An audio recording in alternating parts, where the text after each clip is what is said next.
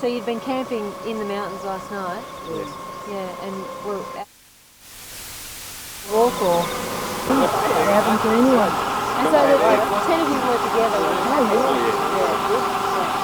We decided that we made a stretcher, but okay, we'll try and Carried him on the stretcher? yeah. And then he was in so much agony. I mean, he was pretty heavy as far as we were trying to carry him. We had to come up one of the spurs, and that was just like... We were having trouble going over some boulders in the creek that weren't too bad, but that spur... We were more concerned about him at that stage. And so how did you raise the alarm? How did you get... No, I lived down in Sydney. We knew the area. And what, you rang the police? No, he was AAA. AAA, and they just put us onto these guys, and that's that. You work on any other frequency? No, just You know, you can walk in, but that's about it. Just how isolated is it? Oh, it's very, very rugged. It's very dense. You can drive within 2 kilometres of him, and after that, it's just sticking along. Sticking out. Are the creeks running up there? Yeah. They are running. So you're all Quite a experienced extent. walkers? Oh, yes. Oh, yeah. Yes. Where from? Newcastle area. Newcastle. He's This actually guy's from from Central Gosford. Coast.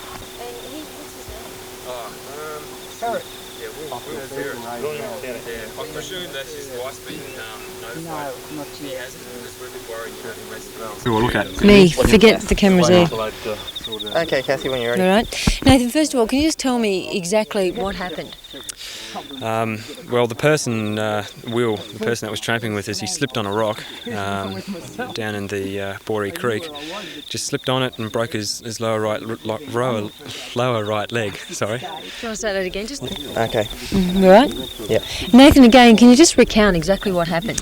Okay, well, we're on a overnight hike, the Yango National Park here, and the gentleman, he slipped over on the rock and just went straight over and broke his right leg.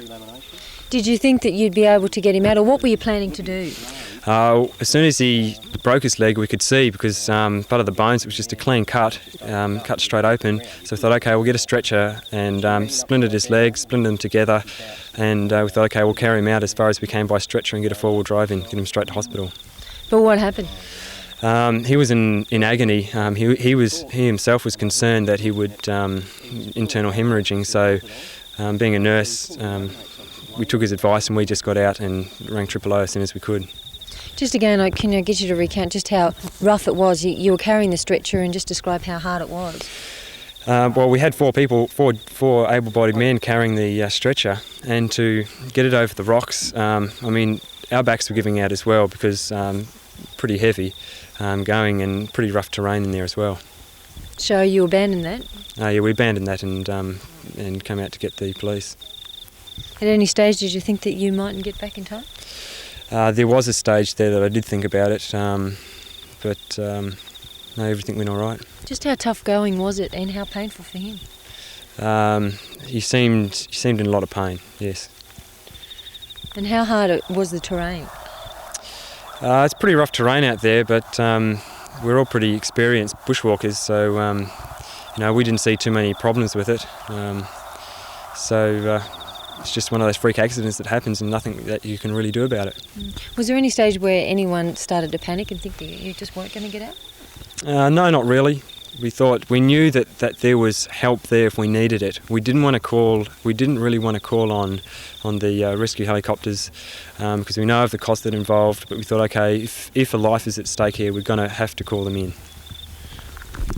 Simple as that. Yep.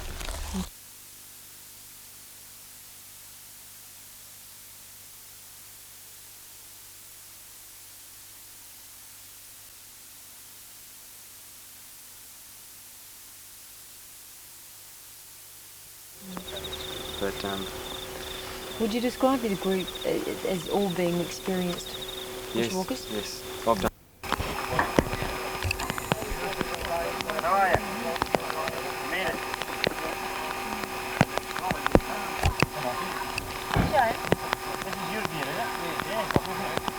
Fly up and winch him out. Kathy, we're going to go up. They're going to winch him out now. So we're going to just go up there and stay on stage, and Sean can get a winch him. Okay. Can I just get a shank? Not a problem. Okay, Kath. All right. When you're ready. Okay. Peter, just how delicate an operation is something like this? Well, the winching itself is basically routine. It's quite a high winch, it's about 100 foot. The area is quite restricted, but it's well within the capabilities of the aircraft. And we've winched the paramedics into the accident scene now, and I'd anticipate when we go back in a few minutes we won't have any problems. It'll run quite smoothly. What could have been the worst scenario though for something like this in such isolated areas? I guess the worst scenario would be that the position of the accident was such that it was outside the capabilities of the aircraft to winch the paramedics in and winch the injured person out. It's well within our capabilities at the moment, but I guess it's getting towards the limits of what we can do. So that would be the worst scenario as I see it. We'd have to deploy the paramedics at a distance from the accident scene, and they would then have to travel by foot. And again, the patient would have to be removed by foot to a suitable location for us to winch them to safety. With something like this though, do you ever cringe at the idea of having to do such an operation in such an area?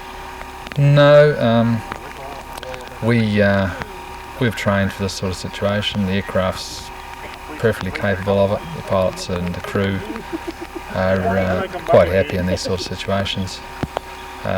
Again, our only concern is that if the situation is beyond the actual physical capabilities of the aircraft, that would be the only time that we would feel that we haven't done the job, if you know what I mean.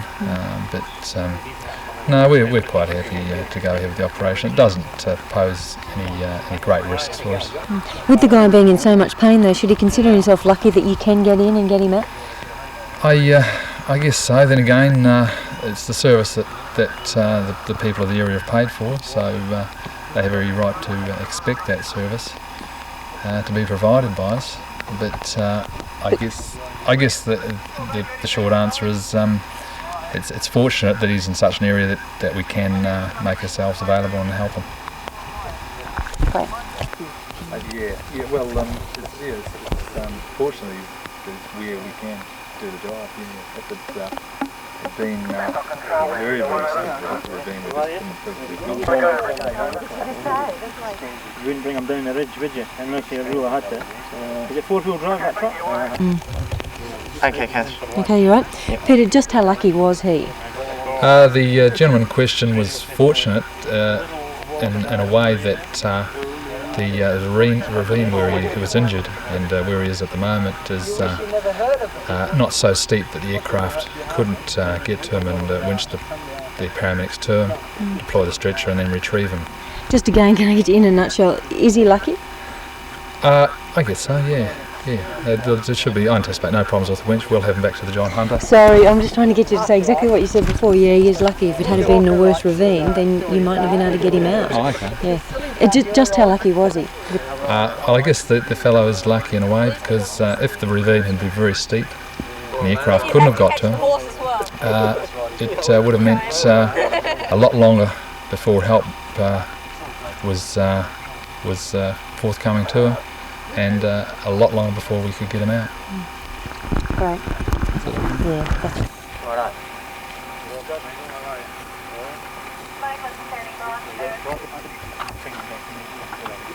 Are you not helping out as well? Sorry? No, we just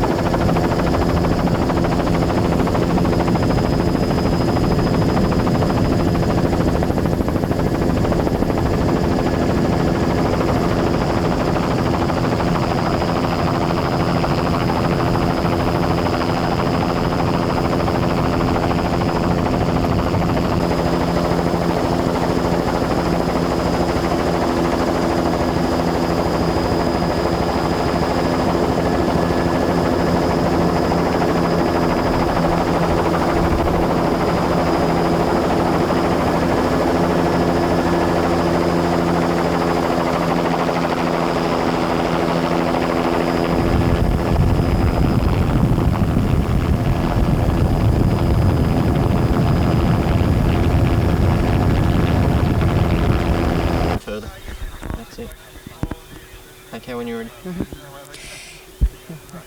Considering the isolation and the denseness of the terrain, rescuers say the man can consider himself very lucky. Another location and the scenario, they say, might have been different. Reasonably wide. Okay. Okay. Considering the isolation and the denseness of the terrain, rescuers say the man can consider himself very lucky. A slightly different location and the scenario may not have been the same. When you're ready. Considering the isolation and the denseness of the terrain, rescuers say the man can consider himself very lucky. Given another location and the scenario might have been different.